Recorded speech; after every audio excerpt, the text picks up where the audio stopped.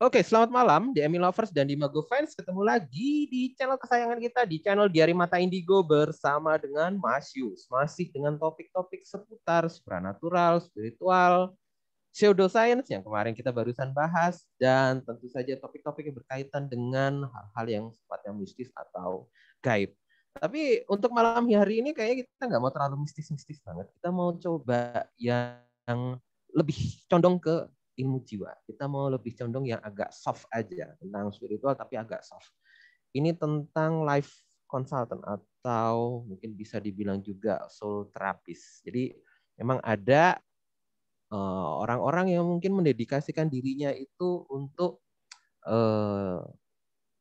melayani atau mungkin bisa juga untuk menerima keluh kesah dan melakukan semacam perbaikan dari orang-orang yang mungkin butuh kayak semacam mungkin pencerahan, solusi terhadap kesulitan-kesulitan hidupnya, atau bahkan mungkin sesuatu yang bisa kembali memotivasi atau mendapatkan tujuan dari hidupnya kayak gitu. Nah, tentu saja bukan Mas Yus yang membawakan topik ini, tapi kali ini Mas Yus kedatangan seorang narasumber wanita yang cukup cantik malam hari ini, dan tentu saja dia sudah sangat berpengalaman di bidang life coach atau mungkin soul therapist. Dia juga sering dipanggil dengan sebutan coach juga karena dia memang punya pengalaman yang sangat banyak sebagai seorang coach atau melakukan coaching kayak gitu. Nah, tanpa berlama-lama kita sambut aja Bu Tami. Apa kabar malam hari ini? Selamat malam, kabar baik Mas Oke, Yus. kabar baik. Harus baik dong, walaupun hari ini tadi seharian hujan terus. Dan mudah-mudahan nggak kebanjiran ya di lokasi tempatnya Bu Tami ya. Gitu. Ya, untunglah Oke, rumah saya nggak banjir, kering. oke, keren ya. Syukurlah kalau misalnya gitu. Oke, Ya. Bu Tami, mungkin seperti yang tadi saya sudah coba sampaikan ke teman-teman, malam hari ini kita kan topiknya tentang soul therapy atau life consultant kayak gitu. Mungkin karena Bu Tami juga baru kan sebagai narasumber, mungkin bisa sambil diceritakan Bu, awalnya perjalanan Ibu seperti apa sampai kemudian bisa berkecimpung di dunia untuk coaching atau mungkin untuk life consultant atau soul therapy ini, mungkin bisa diceritakan sedikit Bu, jelas baliknya. Oke, baik. Sebenarnya saya nggak pernah punya cita-cita untuk jadi seorang coach ya, atau menjadi Hmm. seorang terapis. Hmm. Apalagi bidang yang akhirnya saya geluti itu lebih ke life coach ya, Hmm. membantu orang-orang ya soul therapy ya, membantu orang-orang untuk bisa bangun ya, awake gitu. Nah, jadi semuanya mulainya dari pengalaman hidup sih sebenarnya, pengalaman hidup saya sendiri ya. Jadi saya punya pengalaman hidup yang ya boleh dibilang luar biasa ya dibanding sama orang-orang kebanyakan. Nah, dari situ waktu saya mengalami kesulitan, saya melihat ternyata banyak orang-orang baik di sekitar saya yang menolong saya.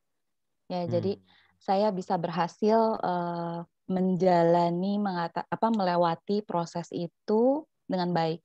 Nah, saya berjanji kepada diri saya waktu itu bahwa kalau saya selesai masalahnya, saya akan membantu orang lain yang membutuhkan. Seperti itu. Jadi awalnya basicnya dari sana sih. Oke, jadi dari bagian dari Tuh. pengalaman hidup dan kemudian itu malah menjadi motivasi atau dorongan untuk kemudian menolong orang lain juga, gitu ya. Oke, Iya, keren juga, iya luar biasa betul. kayak gitu. Kemudian sebenarnya ada belajarnya nggak sih Bu? Mungkin kalau mungkin untuk kemudian sampai dengan sekarang kayak gitu, apa yang kemudian basic ilmu yang digunakan atau apa yang kemudian dipelajari sebelumnya sehingga kemudian bisa jadi seorang life coach sekarang? Ya, oke. Jadi sebenarnya dari pengalaman saya itu ya, saya tuh pengalaman yang enggak, yang pengalaman yang luar biasanya itu enggak cuma sekali ya, Mas ya. Jadi berkali-kali gitu. Jadi kayak udah diangkat dibanting lagi, jadi mateng gitu ya. Oke. Nah, tapi untungnya Nah, nggak pecah ya, nggak pecah. Jadi walaupun oh dibanting itu enggak, nggak pecah. kita membal kayak bola bekel Oke, ya. oke, oke, Nah, oke, oke. itu dari setiap proses itu saya ada mendapatkan kesempatan untuk mempelajari satu teknik-teknik gitu loh. Jadi kayaknya memang kalau saya melihat memang hidup saya kayaknya memang udah jalannya seperti itu. Karena saya sebenarnya nggak pernah mencari. Jadi teknik-teknik yang saya kuasai sekarang pun, saya tuh bukan tipe orang yang searching, cari guru sana, cari guru sini, compare-compare. Enggak. Jadi semua itu disodorin di depan saya dan saya tinggal ambil gitu. Saya tinggal lakukan. Nah, itu pertama-tama dulu ya saya pernah belajar meditasi ya. Jadi belajar meditasi Vipassana waktu itu. Dari situ kan saya belajar oh ternyata berkesadaran itu penting. Nah, terus dari situ saya juga belajar hipnoterapi. Tadinya mau menterapi diri sendiri. Akhirnya bisa menterapi orang lain. Nah, dari situ juga saya jadi kemudian ada teman saya yang maksa belajar NLP terus bolak-balik gitu kan. Ya udah, akhirnya saya ikut NLP, terus tertarik di coaching, kemudian belajar grafologi, belajar psikoterapi tarot, kayak gitu. Jadi semua itu ada momennya gitu. Jadi ya kira-kira gitu sih. Oke, jadi luar biasa berarti basic ilmunya yang kemudian sudah dipelajari juga sudah banyak juga, mulai dari hipnoterapi, NLP kayak gitu. Itu ilmu-ilmu susah loh kayak gitu itu. Karena paling ilmu praktek ya mungkin benar-benar punya dorongan yang kuat untuk mempraktekkan ke diri sendiri, baru kemudian berhasil gitu. Oh, kayak gini caranya, berarti dipraktekkan ke orang lain. Kayak gitu. Iya. Kalau ditanya teorinya saya juga gelagapan, Mas. Tapi kalau disuruh praktek saya pinter. Iya. Berarti memang orang lapangan, Mbak. Kalau iya. Berarti orang lapangan. Gitu. Oke. Terus sebenarnya kalau untuk prosesnya sendiri, mungkin kita langsung masuk aja ke prosesnya kayak gitu. Biasanya apa tahapan-tahapan coaching yang biasanya dilakukan oleh Bu Tami ini seperti apa? Biasanya ada orang datang nih, kemudian apa yang kemudian dilakukan? Rentetannya, sekuensnya seperti apa? Sekuensnya ya. Nah, sebenarnya itu sangat situasional ya, Mas ya. Tergantung kondisi orangnya. Jadi sebenarnya kan kalau sebelum saya belajar itu dari masih muda, nggak tahu tuh orang-orang tuh seneng curhat sama saya ya.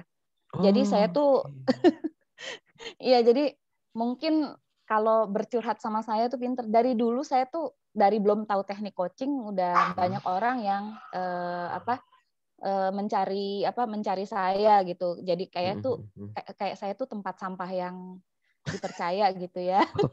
Oke. Nah, jadi pertama pasti kita punya skill untuk listening. Ya, mendengarkan dengan tulus ya. Kalau itu kayaknya udah bawaan lahir saya sih, Mas. Sincere, lebih sincere. Iya, itu udah bawaan lahir kayaknya ya.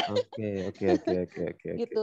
Jadi pertama kita mendengarkan dulu sebenarnya permasalahan si klien ini apa sih. Nah, dari situ baru saya tentuin nih nanti ini mau diapain dulu orangnya.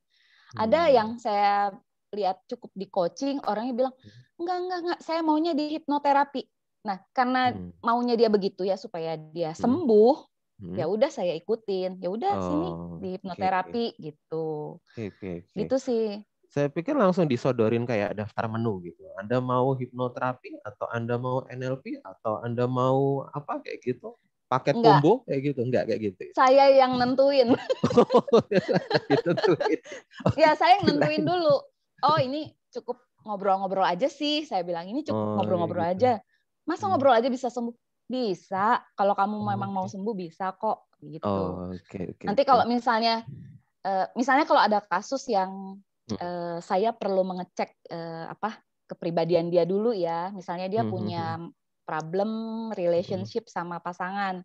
Nah, saya akan tes dulu DISC-nya, personality-nya.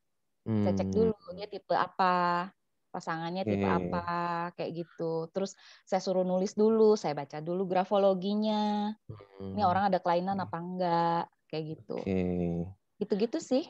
DISC, ilmu tes untuk mengetahui kepribadian. DISC itu kan dominance, terus influence, S-nya itu steadiness, terus C-nya itu compliance. Iya, masih ingat saya, masih ingat kan? Itu jadi basic mesti ngelotok.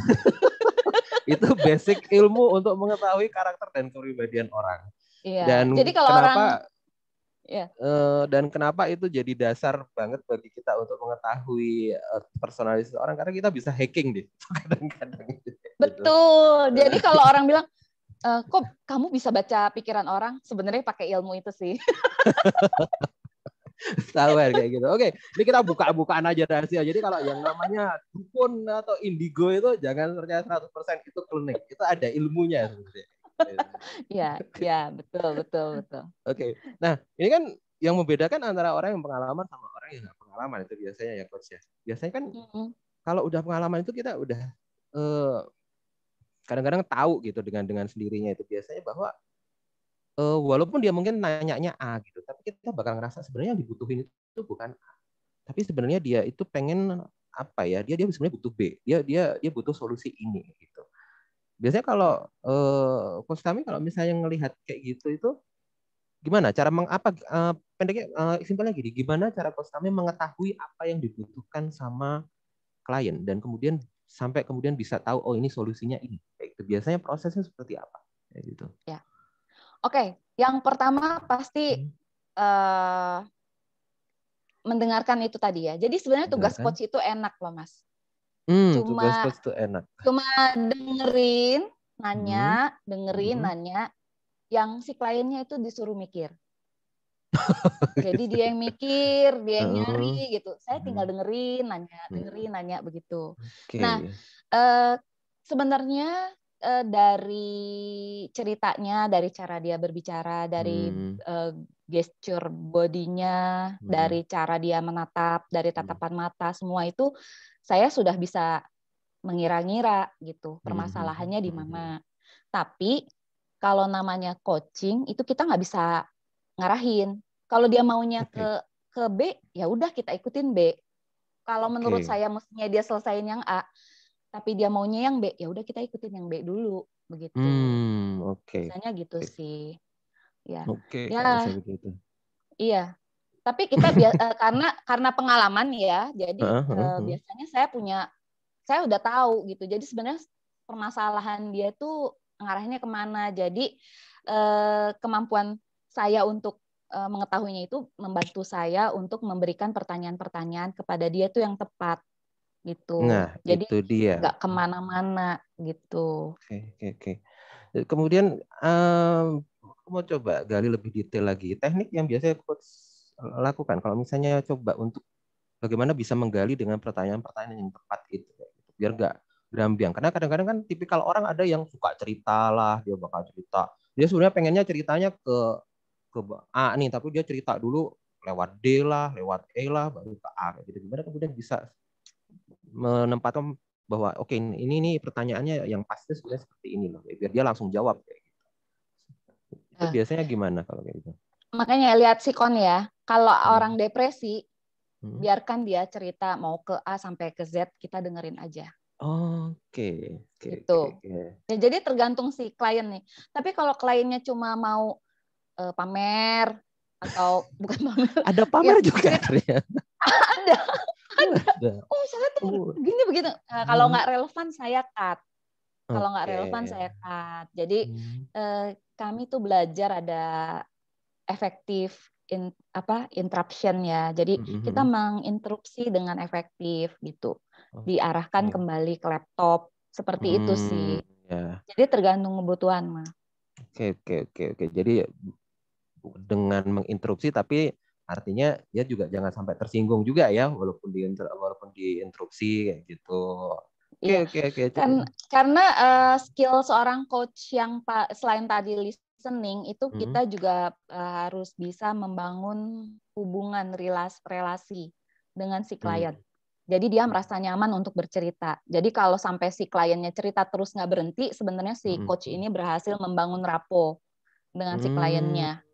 Itu. Jadi dia merasa nyaman untuk bercerita, mengungkapkan semua masalahnya.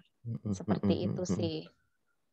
Tapi kadang-kadang kalau saya sih pribadi ya coach, saya agak takut kalau terlalu nyaman gitu jadinya. Kalau terlalu nyaman itu nanti jadinya malah timbul efek-efek yang tidak diinginkan malah sebetulnya. Gitu. Itu kan harus dijaga kayak gitu.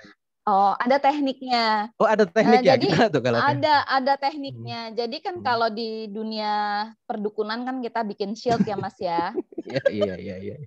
Oke. Shield yang nggak kelihatan ya. Realnya nggak Bikin kelihatan. Oh, oke, shield, oke, pakai oke. korden gitu kan. Nah, Kayak ini juga gitu. sama. Tapi kita Oh, oke. pakai kata-kata. Pakai kata-kata Mas. Kita Hmm. bikin shield dulu. Jadi Hmm. ini loh ada jalurnya di sini. Jadi kita Oke. sebutin namanya framing. Jalurnya nanti pembicaranya di sini. Kamu jangan keluar Oke. jalur ya di sini. Tapi Oh, bahasanya nggak oke. begitu. Hmm, Tapi hmm, hmm. secara nggak sadar dia akan ikutin itu. Oke, jadi ada Tuh. ilmu sugesti juga di sana. Jadi ilmu kemudian supaya orang trust sama kita, orang meyakini sama kita juga ya. Seperti itu Ya. ya kira-kira Mas ya. Iya, Oke. betul. Gabungan ilmunya banyak Betul. sekali kayak gitu itu. Ada Sebenarnya ilmu kalau sambil baca nerawang wajah, juga baca bisa. gestur, baca Ini orang kalau nggak tahu bisa dipikir wah ini Kostami ini dukun beneran ini kalau kayak gini nih kan. Gitu. Iya. Iya, jadi terawangan saya terkamuflase, Mas. Iya, iya, iya. Oke, oke, oke. Oke, pertanyaan berikutnya nih Coach. Sebenarnya udah berapa lama sih sebenarnya untuk nekuni bidang ini sebenarnya kalau boleh tahu? Kalau sebenarnya saya tuh mulai menterapi tuh benar-benar menterapi dengan ilmu yang belajar dari orang dan bersertifikat ya Mas ya. Hmm, hmm, hmm. Itu tahun 2010-an lah. 2010. Wow, udah 10 Ya. tahun sekarang, 10 tahun lebih lah kayak gitu. Luar biasa lah Mas. Ya, Nah, dari udah waktu mulai. selama itu kira-kira ada nggak kasus-kasus yang berkesan atau mungkin yang sulit atau mungkin yang mungkin sampai sekarang nggak pernah lupa kayak gitu? Mungkin bisa cerita Coach biar lebih menarik. Ya. Kalau yang berkesan yang bikin saya senang sampai saat ini ya, itu pernah Hmm, hmm, saya membantu seorang yang usianya udah seusia papa saya, ya. oke. Jadi itu pengalaman saya nge-coach orang yang umurnya jauh, ya.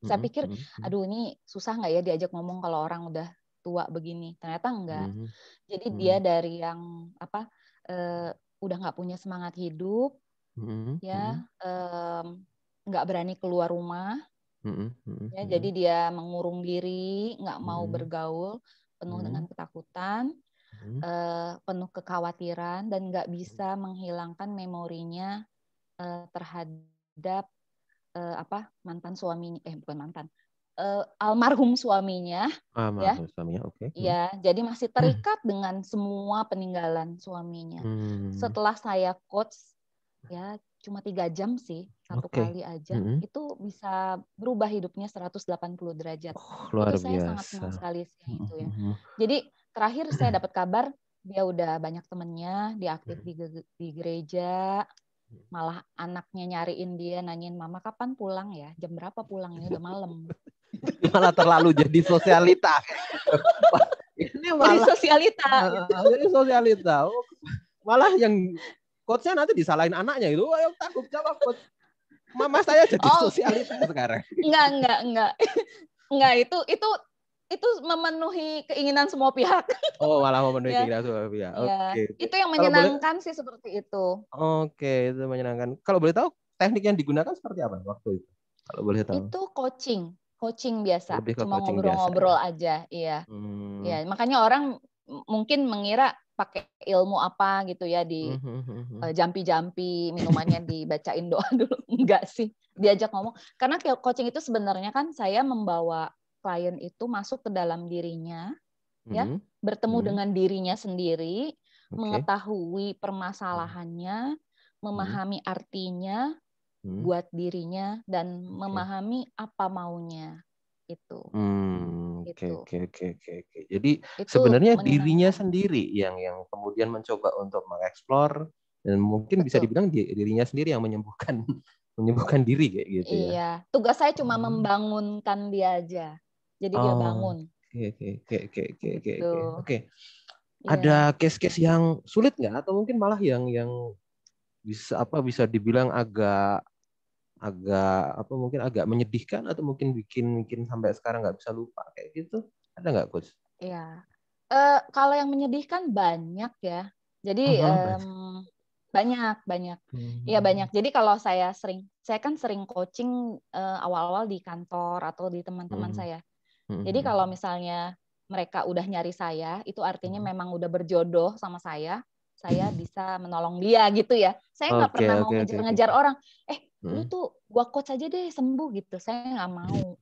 Karena dia pasti tidak akan berubah. Tapi kalau memang dia sudah berniat menolong dirinya sendiri, ya, dia ketemu saya, ngomong minta tolong dibantu, nah itu biasanya berhasil. Nah, kalau teman-teman saya dulu di kantor, biasanya kalau yang sedih-sedih nih, mereka udah tahu, nanti dibuat nangis nih sama Bu Tami, katanya gitu kan. Kita pasti dibuat nangis. Ya makanya jadi kalau mereka lagi ini, saya tinggal kasih tisu, taruh di meja, selesaikan dulu ya. Sampai selesai. Saya tinggal dulu aja keluar kemana gitu. Nanti balik lagi masih nangis. Oh ya, lanjutin dulu sampai selesai gitu. Itu yang sedih-sedih.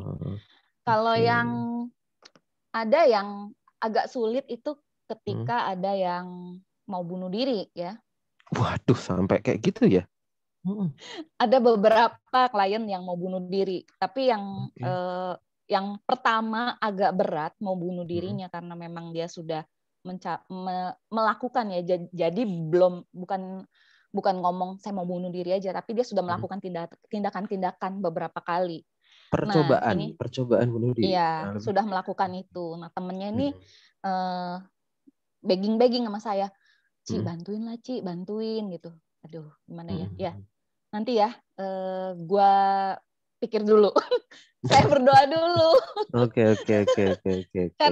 Karena saya kalau di kantor itu orang yang karir, misalnya consult sama saya, itu biasanya kalau saya coach, pilihannya kan cuma dua, either dia stay atau dia pergi. Resign gitu kan. Nah, kalau orang yang mau bunuh diri, nggak mungkin resign dari kehidupan kan kalau kayak gitu kan. Itu. Jadi waktu itu agak berat ya. Karena kalau yang cuma ngomong, oh dia pernah mau bunuh diri, pernah melakukan nggak? Nggak pernah. Nah itu saya coach aja itu gampang gitu. Tapi kalau udah melakukan tindakan, jadi saya berdoa dulu waktu itu, minta petunjuk lah. Ini saya bisa nggak ya? Saya soalnya khawatir nanti pulang habis ketemu sama saya dia bunuh diri beneran kan repot ya Mas ya. Iya. Gitu. Resign beneran kan repot kalau kayak gitu.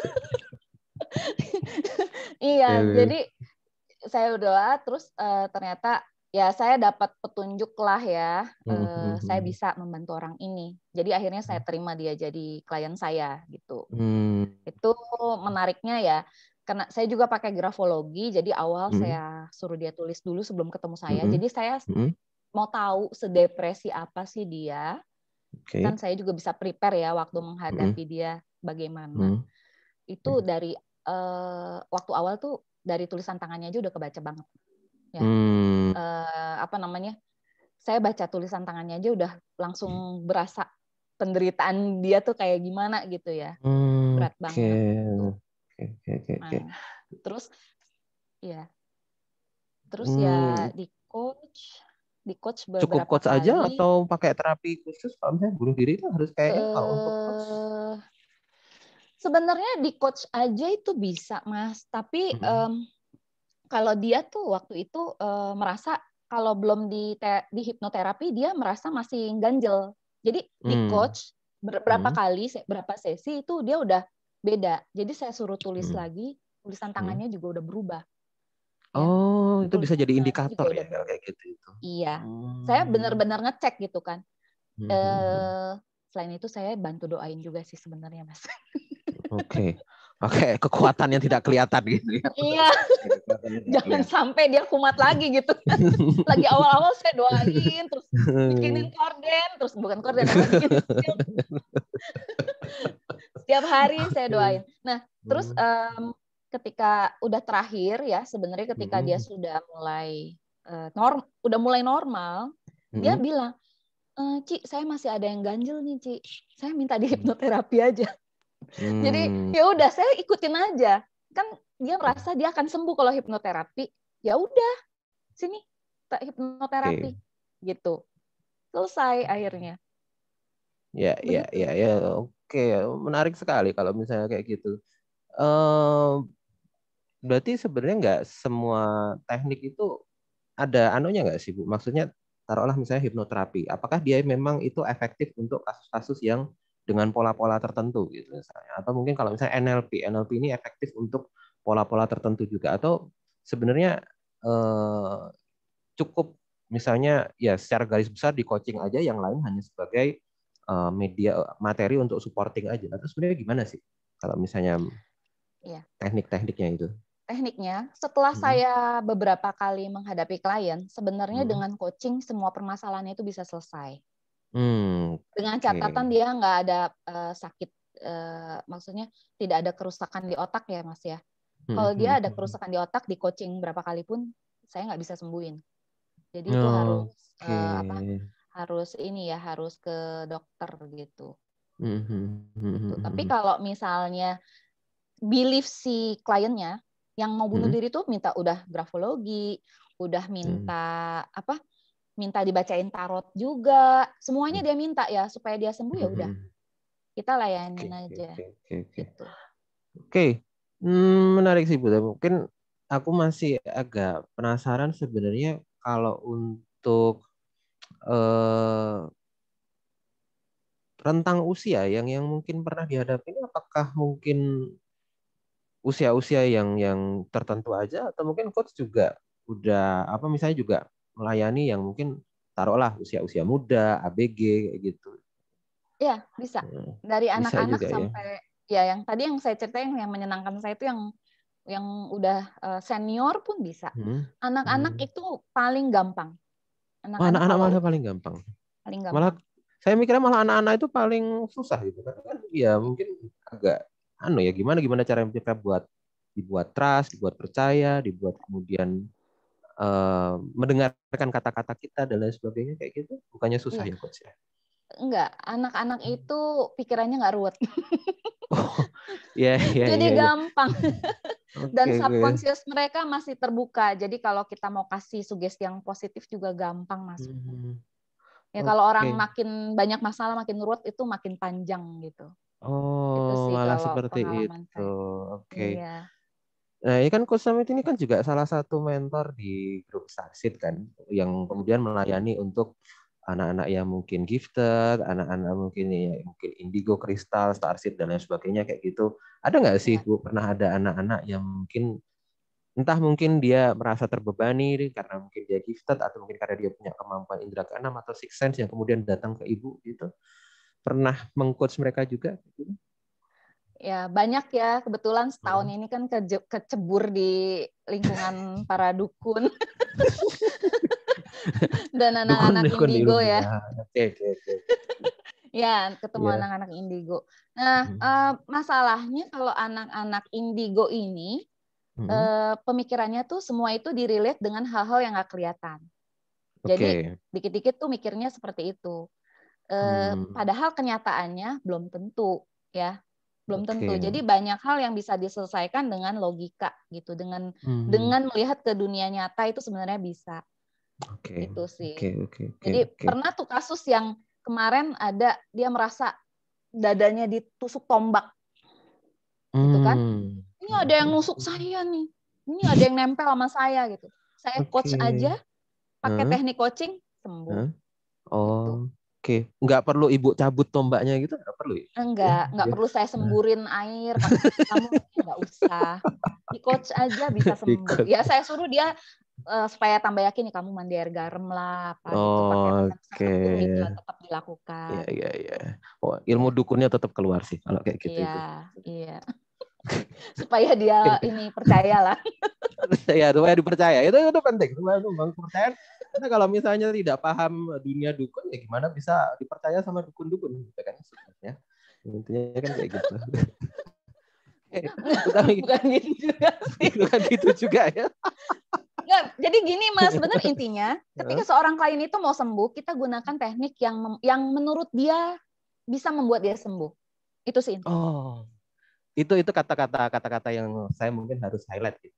Mungkin untuk menyembuhkan orang kita harus menggunakan kata-kata yang teknik-teknik kata yang membuat dia sembuh kayak gitu. Yang dia percaya itu akan membuat dia sembuh. Yang dia percaya itu akan membuat dia sembuh. Wah, ini quote yang mungkin cukup kuat untuk jadikan quote di tahun 2021 ini. Oke, luar biasa. Oke, Bu Tami, ini udah masuk ke penghujung acara, penghujung konten. Pertanyaan terakhir, mungkin Ibu Tami ini kan udah banyak sekali dari tahun 2010 sampai dengan 2021 sekarang menghadapi berbagai macam permasalahan, menghadapi berbagai macam problem yang mungkin harus dicarikan solusi dan lain sebagainya. Mungkin kalau Ibu bisa simpulkan, bagi teman-teman yang memang sedang menghadapi permasalahan atau mungkin menghadapi suatu problem-problem yang berat dalam hidupnya, apa yang mungkin Ibu bisa sarankan kepada mereka? Ya, jadi pertama yang harus diingat itu adalah tidak ada yang kekal di dunia ini, termasuk permasalahanmu. Ya, permasalahanmu tidak akan selamanya sampai akhir hidupmu. Pasti akan ada masanya berhenti. Kemudian permasalahan itu juga tidak terjadi di semua aspek dalam kehidupanmu. Misalnya kamu punya problem di tempat kerja, ketika kamu pulang ke rumah, masalah itu udah nggak ada. Kamu bisa menjalankan fungsimu di rumah dengan baik. Dan yang penting adalah punya faith, ya, berserah pada Tuhan. Ketika kita sudah berserah pada Tuhan, kita percayakan bahwa kita akan mendapatkan yang terbaik di kehidupan kita. Artinya ketika waktunya makan kita makan, waktunya tidur kita tidur. Begitu. Oke, waktu yang terbaik dan sudah ada bagiannya masing-masing. Wah, luar biasa sekali pokoknya. Mantap. Oke, Bu Tami. Aku makasih banget Bu Tami udah mau jadi narasumber pada malam hari. Walaupun sebenarnya materi ini agak berat, tapi lumayan cair, lumayan walaupun kemudian itu kita ngobrolin dengan ringan, tapi ini nilainya saya pikir cukup berharga buat teman-teman atau buat siapapun yang mendengarkan pada hari ini kayak gitu. Ya. Dan kita sudah sampai di penghujung acara. Aku selaku host di Diari Mata Indigo, terima kasih banget Bu Tami sudah menjadi narasumber pada malam hari ini. Mudah-mudahan nanti bisa berbagi lagi untuk tema-tema berikutnya. Mungkin nanti kalau misalnya saya mau angkat tema NLP, mudah-mudahan nanti Bu Tami bisa jadi narasumber ya. Kayak gitu. Karena ini tema sigil juga boleh. Sigil, oke, boleh. NLP ini teknik dukun modern sebenarnya. Kalau teman-teman tahu NLP teknik dukun modern, nanti kita bisa bahas kayak gitu. Oke, Mas Yus pamit untuk sesi atau konten pada hari ini. Jangan lupa teman-teman untuk subscribe dan bunyikan tanda lonceng sehingga teman-teman tidak ketinggalan konten-konten yang lebih seru lagi, konten-konten yang lebih bermanfaat lagi, dan tentunya dengan narasumber-narasumber yang lebih menarik lagi. Mas Yus cukupkan sampai di sini. Kita jumpa lagi di lain waktu, di lain kesempatan. Mas Yus pamit. Selamat malam. Bye-bye.